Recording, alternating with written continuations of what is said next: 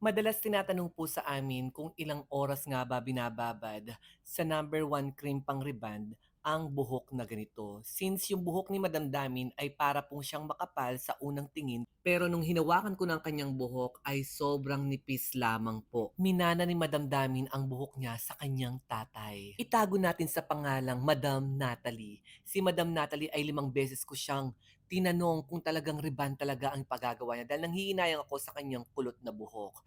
Pero yes, nakapagdesisyon na siya. Kaya hindi na po kami nagpatumpik-tumpik pa, pina-shampoo na namin at binabad na natin ang kanyang buhok.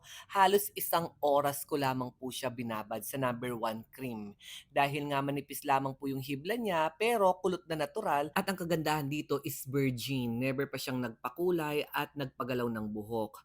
Kaya 1 oras lamang po sa pagbabad, okay na po yun. Pero kung makapal yung hibla niya, pwede po tayo magdagdag. Depende po lahat sa strand sa hibla at sa status ng buhok. After natin pinlansya using You Lady Hair Iron, ay binabad na po natin ng neutralizer 30 minutes. And sa mga oras na ito ay kanya-kanyang toka na po ang aking mga anak-anakan. Ang kagandahan po sa amin ay teamwork po kami dito. Kaya kahit maraming client ay nagagawan po namin ng paraan, solusyon ang mga nag-dry at nasirang buhok.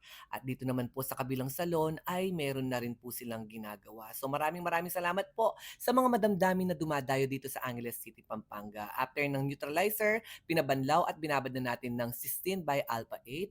30 minutes po yung pagbabad and then banlaw ulit at ilagay na po natin yung 4-in-1 treatment na pangmalakasan nating Brazilian Botox at ibabad lamang po natin ito ng at least 10 to 15 minutes and then i-blow dry na po natin. At dito pa lamang po makikita na po natin yung resulta kung meron pa bang back job, kulot-kulot, o di kaya naman po is 100% perfect na. So dito pa lamang po mga madamdamin na wala na po yung mga parang bitukang manok na buhok ni Madam Natalie. Dahil virgin yung buhok niya, wala na po tayong katigatig-gatig na meron po siyang back job. Once na virgin yung buhok, niriban yan, maganda po ang magiging resulta. Kaya sa mga kamadamdamin po natin nakabuhok ni Madam Natalie, PM lamang po kayo sa FB page po natin para sa mga magpapa-appointment. Pwede naman pong walk-in basta't 9 AM lamang po kayo pumunta.